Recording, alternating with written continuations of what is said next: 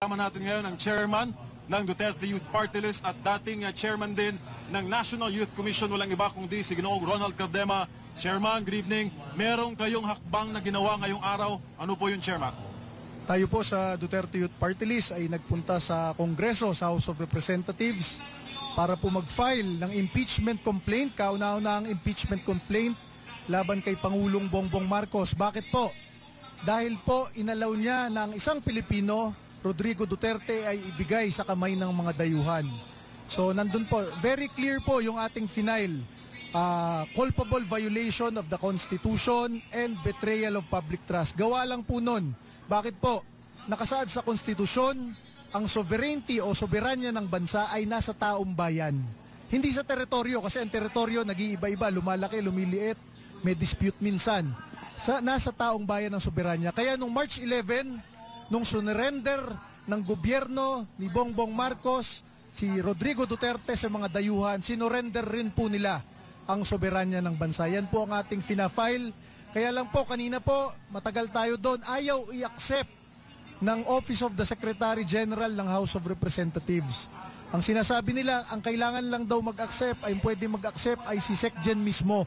Ang sinasabi namin, nakalagay sa rules, it is the Office of the Secretary General who will accept it, not the Secretary General himself. Yun po, ayaw po talaga nilang i-accept. Pero at least po na-erase po natin at next week po, babalikan po natin yung Office of the Secretary General hanggang ma-file po natin yun formally. Sir, ano sa tingin nyo yung nangyayari na kahit simpleng ceremonial process, hindi po ino-honor ng House of Representatives based po sa inyong sinabi ngayon? Alam nyo, bilang dating head of agency ng isang ahensya sa gobyerno, pag ikaw magpapareceive, ministerial duty lang mag-receive. Tatatakan mo lang receive. Ganun lang sa lahat ng opisina ng gobyerno. Hindi naman pwedeng lahat ng boss nandun lagi, di ba? So dapat po in-accept yun. At ipipilit natin i-accept nila yun next week po. Si Admar po may katanungan, partner. Opo. Si Chairman Ronald. Opo, at sa nakikita nyo po, Chairman, magandang gabi. Sa nakikita nyo po dito sa isusulong ninyo, sakalin mang mapormal na maisapinal yan, at ano po ang inyong inaasahan considering malapit na rin halimbawa magbabago na rin yung... Di namin makuha yung feedback ni partner Admar. Pero sir, sa mga umaasa na magkakaroon ng hustisya sa ilalim ng Marcos Jr. administration, ang Duterte Youth Party List po ay pasok po sa kahit anong survey. Ano po ang commitment ng Duterte Youth pagdating po sa 20th Congress?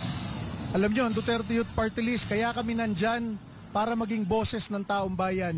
Hindi namin trabaho mamigay ng ayuda dahil hindi naman social welfare officer ang mga congressman. Hindi namin trabaho maging engineer at mag-identify ng project. Ang trabaho namin maging boses ng taong bayan at gumawa ng batas para sa taong bayan. Yan po si Duterte Youth Party List Chairman, dating NYC Chair Ron. Mga kababayan, Assalamualaikum warahmatullahi wabarakatuh. Madayaw ug maayong gabi kaninyong tanan. Magandang gabi sa inyong lahat. Una na sa lahat, ialay natin ang pasasalamat sa Diyos para sa araw na ito.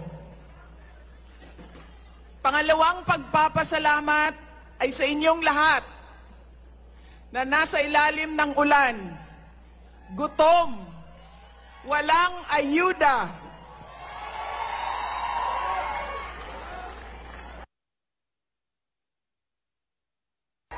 hindi pumasok sa trabaho. Ngunit ibinigay ninyo ang panahon para sa aming lahat ngayong gabi. Maraming salamat sa inyo. Ang susunod na pagpapasalamat ay sa PDP dahil binigyan nila ako ng pagkakataon sa rally nila ngayon. Maraming salamat sa inyo. Ang sunod na pagpapasalamat ay mula kay Pangulong Rodrigo Duterte sa inyong pagmamahal, sa inyong patuloy na suporta at pagdarasal na siya ay maibalik dito sa ating bayan. Maraming salamat. Ang susunod na pagpapasalamat ay mula sa akin sa patuloy ninyo na suporta sa akin at sa aking mga kasamahan sa opisina ng Pangalawang Pangulo. Maraming salamat. At ang huling pagpapasalamat ay mula sa akin. Dako kaayo ang amuang utang nga kabubuton kaninyong tanan sa oportunidad na ginahatag ninyo kanamo nga makaserbisyo sa atuang nasod. Daghan salamat. Ang pwesto na kinatatayuan ko ay hindi para sa akin. Ito ay para sa Pangulong Rodrigo Duterte. Pero tinawag ako ng tadhana dahil kinidnap ang tatay nating lahat.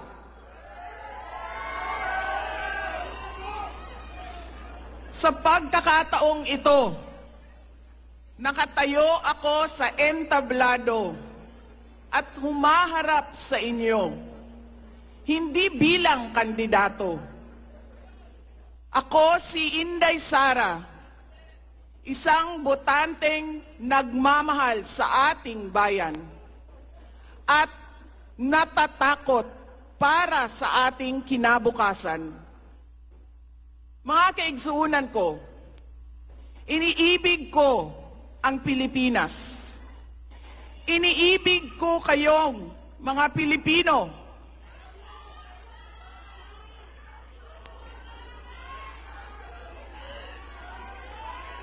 I love you too.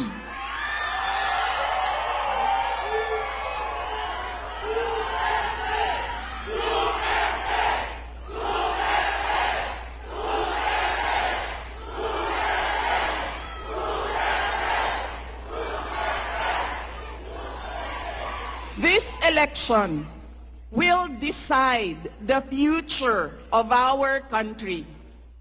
Ang boto ninyo ang magbibigay katiyakan kung maituloy ang pagbabago o tuloy-tuloy na lang tayo sa kapahamakan. Filipinos deserve better. Nagpapasalamat ako dahil nandito pa rin kayo at nakikinig sa akin sa kabila ng kaliwat kanan na paninira nila.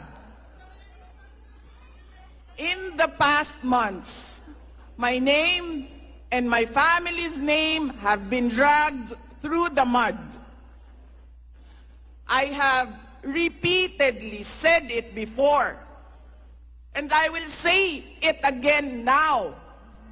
I am not the problem of this country.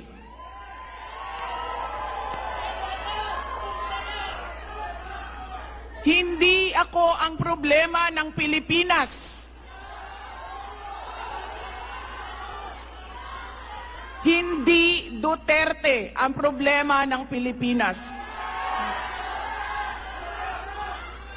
Sino nga ba ang tunay na makikinabang kung tuluyan ng burahin sa mundo ang pamilyang Duterte? Hindi ang mga Pilipino. Lalo nang hindi makikinabang ang mga biktima sa krimen, mga walang trabaho, mga naghihirap, o maging ang mga nagugutom.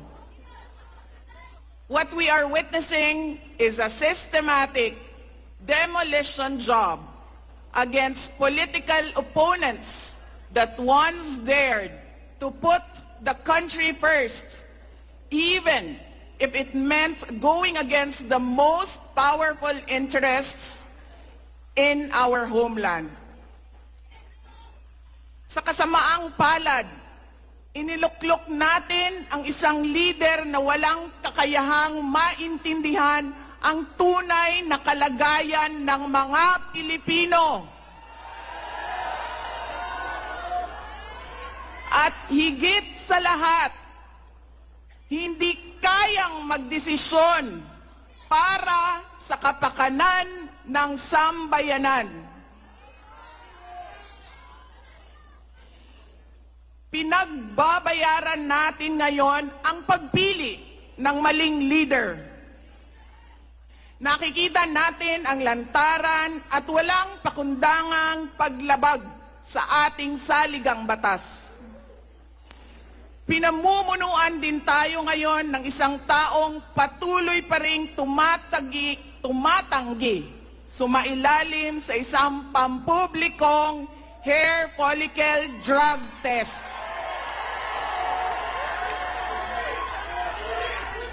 At nagsinungaling sa 20 pesos ang bigas.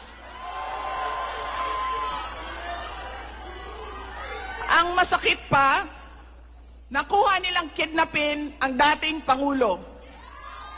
At dali-dalian nilang itinapon sa ibang bansa upang litisin ng mga dayuhan. Ngunit, higit pa sa mga kabiguang ito ay isang mas malalim na pambabastos at panghiinsulto sa ating mga Pilipino. Iniinsulto nila tayo sa paggamit ng ayuda upang bilhin ang boto ng mga tao. Ang ayuda ay hindi naman likas na masama. Sa katunayan, marami ang natulungan ito noong panahon ng pandemya. Ngunit, kapag ginamit ito para manipulahin kayo at pagsamantalahan ang inyong kahirapan upang manatili sila sa kapangyarihan, nagiging sandata ito ng pang-aabuso. Again, Filipinos deserve better. We must return to long-term, concrete programs, not short-term dole-outs that are being abused by those in power. Ang kailangan ng Pilipino ay isang mabisang food security program. Isang programa na tutugon sa problemang pinakamalapit sa bituka, ang gutom. Ang kailangan ng Pilipino ay isang modernong hybrid education system na nakasandal sa pagtuturo ng disiplina at pagmamahal sa bayan. Ang kailangan ng Pilipino ay isang tunay na universal healthcare system na tutugon araw-araw sa lahat ng health centers at hospitals at hindi lamang sa mga supporters ng politiko. Ang kailangan ng Pilipino ay matibay na infrastruktura. Let us build into the future.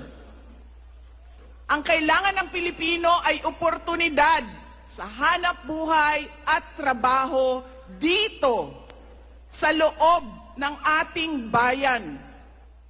Masakit sa kalooban nating lahat ang kalagayan ng maraming nating OFWs na malayo sa kanilang mga mahal sa buhay.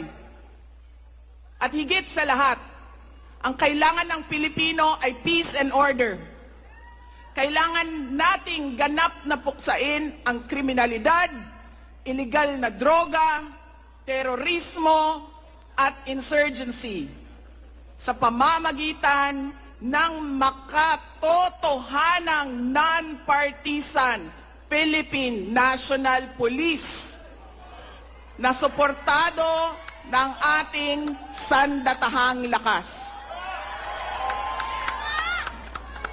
Kinahanglan undangon nato ang batasan sa pagpili sa mga kandidato nga gikan sa political dynasty.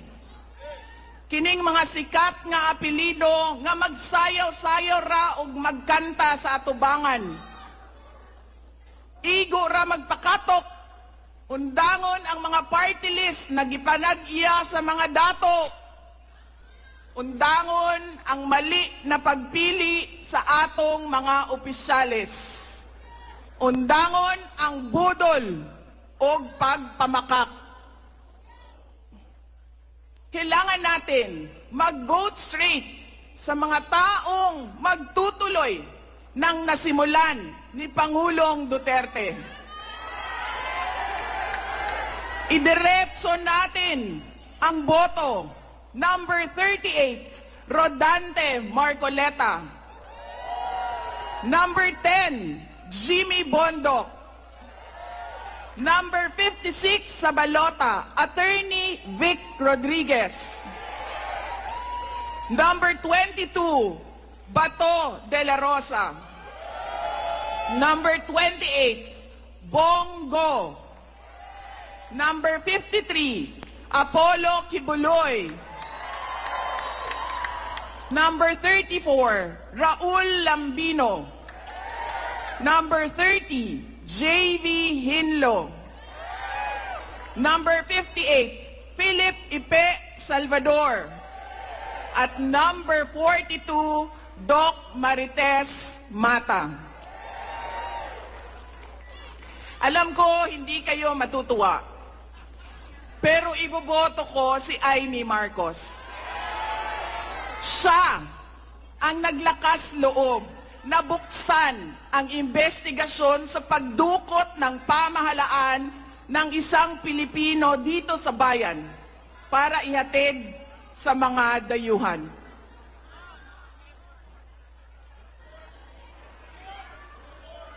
Iboboto ko rin si Camille Villar dahil sa kanyang karanasan bilang mambabatas sa House of Representatives na makakatulong sa isang tunay na pagbabago sa Senado. Hindi ako mapapagod na sabihin ito. We Filipinos deserve better. Tunay na kapayapaan at kaunlaran na hindi lamang para sa iilang politiko at mayayaman. Kaya sa May 12, kailangan natin maging mapagmatyag. May mga ulat at bulong-bulungan na may mga kumikilos na sa iba't ibang parte ng ating bansa. Mga babala na maaaring nagsisimula na ang malawakang dayaan sa halalan ng alyansa. Ang binuong alyansa ay isang mapanganib na pagsasanib puwersa ng isang administrasyong walang kakayahan, mga elitistang liberal, at mga tinaguriang makabayan na ang tunay na hangarin ay manatiling mahirap ang taong bayan. Isang alyansa na handang ibalik tayo sa kadiliman ng narco-politics, sa bangungot ng Typhoon Yolanda, kung saan ang mga Pilipino ay iniwan sa ulan, sa gutom, at sa kawalang malasakit. Ito ang alyansang muli nais nating alipinin gamit ang kahirapan, kasinungalingan, at kapangyarihan. Sa May 12, bumoto tayo ng may buong dangal. Bumoto tayo ng may tapang. Let us show the world that no amount of vote buying or cheating can suppress the fury burning in our hearts. Time and again, you have heard me say God save the Philippines. Ngayong Lunes, bumoto tayo ng diretso.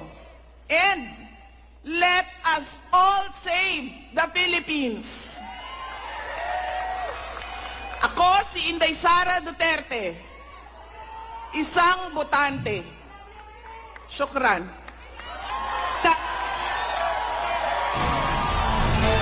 Itataas na po. Abogado din. Abogado na walang kinakatakutan. Maliban sa Panginoon. Panginoon Diyos. Ito po ang magtutuloy sa naiwan ng ating mahal na Senadora Miriam Defensor Santiago, ang nag-iisa, Attorney Rodante Marcoleta! Ako si Sara Duterte. Iisa lang ang Rodante Marcoleta sa Senado. Hindi natitinag at laging nasa panig ng tama. Marcoleta, may prinsipyo, may integridad, may paninindigan.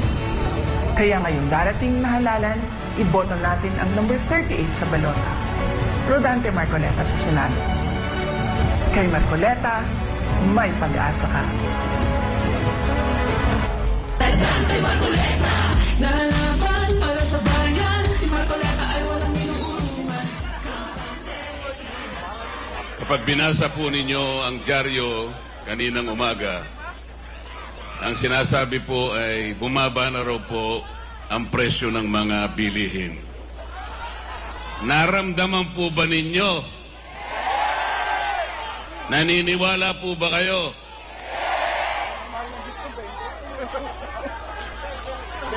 Kasi po, talagang walang pagbabago ang pagtaas ng bilihin ngayon. Lalong-lalo na po ang pagkain. Ang kinikita po ng mamamayang Pilipino, lalong-lalo na yung pangkaraniwang manggagawa, hindi na talaga maabot yung presyo ng bilihin. Kaya ngayon po, ang sinasabi ng mga surveys, 27% po ng ating mga mamamayan ang nakararamdam na po ng gutom. Totoo po yan. Napakataas na porsyento po yan. Halos 38 million na Pilipino ang apektado na nakakaramdam po ng gutom. Mabigat po yan. Wala ni isa mang padre de pamilya ang papayag na makita ang kanyang pamilya na gustong kumain, ngunit wala siyang makain. Ngunit, ang ating pamahalaan ay parang hindi niya pinapansin ang problemang ito. Ang katotohanan po, wala silang ginagawa para sa ganun ay ma-resolve ba natin ang problemang ito. Ang ginagawa po nila ay binibigyan po kayo ng ayuda. Marami pong ayuda yan. May AX, may AKAP, may TUPAD, may MAIP, at kung ano-ano pa.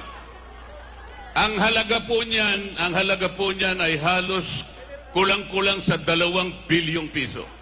Ngunit, ang dapat na nabibigyan po dyan, hindi bababa sa bilang na 27 million na mahihirap na Pilipino. Hindi po ganun ang nangyayari. Sino po sa inyo ngayon, sa karamihan natin ngayon, ang nakatatanggap na regular ng ayuda? Sino po? Ang ayuda ngayon, ang pinakamabisang forma ng korupsyon. Hindi po napupunta sa halos 27 million na mahirap na Pilipino. Napupunta po sa bulsa ng ilan. Kaya po ang sinasabi ko, dahil nga pati nga presyo ng kuryente. Mura ba ang presyo ng kuryente ngayon? Ang sinasabi ko po sa mga kasama ko ngayon, kung kami po ay mapupunta lahat sa Senado, iisa lang po ang gagawin namin. Ito yung kauna-unahan. Ang sabi ko po sa kanila, at alam ko naman pumayag silang lahat, lahat po ng kumukonsumo na pamilya na 2,000 pababa, ililibre na po natin yon. Bakit po? Kapag ginawa natin yan, ang mabibiyaya ang 27 million Pilipinos. Walang korupsyon sapagkat dire-diretsong pupunta sa inyo. Walang makakapagpasikat, walang magpapapugi.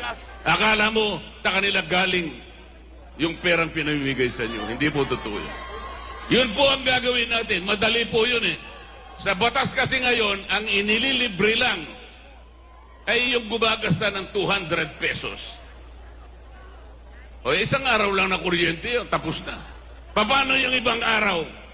Hindi 200 pesos, dapat 2,000 pesos para mabiyayaan ang 27 million na mahirap na Pilipino. Ganon dapat ang iniisip natin. Hindi kung ano-anong ayuda na. Sa kanila nanggagaling yun. Sa kanila napupunta yun. Ngayon po ay gusto ko kayong pasalamatan. Sa kahuli-huli ang pagkakataon na nagkati po ng PDP laban. Hanggang ngayon, nandito pa po kayo. Hindi nyo kami iniwanan. Hindi kayo bumitaw.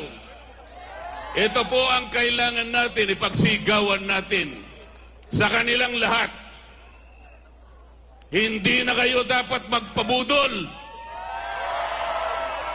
Bakit?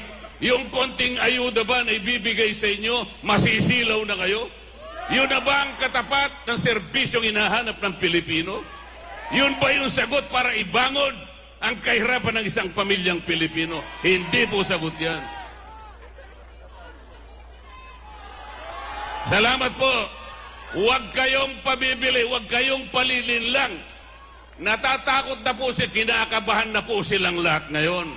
Nagtatago na lang sila sa survey. Dalawa lang daw po ang mananalo o maring 3 sa PDP laban. Hindi po totoo yan.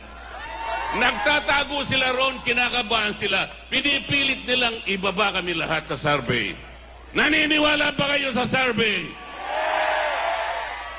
Huwag kayong pabubudol. Ang ating bansa, ang isipin ninyo, ang kinabukasan ng ating bansa, ang katarungan, wala na pong rule of law, wala na due process. Tingnan po ninyo yung ginawa nila. Tatanggalin nila ang Vice President. Walang kasalanan ng Vice President. Hindi na nila pababalikin ng Pangulong Duterte kung sila lang ang masusunod. Papayag ba kayong lahat? Walang papayag niyan. Salamat po sa inyong lahat, sa inyong pagtangkilik. Salamat sa sambayan ng Pilipino na kumikilala sa katwiran, kumikilala sa katotohanan at katarungan. Dante Marcoleta, 38, kalibre 38. Pagbababarilin po natin ang mga problema ng ating bansa.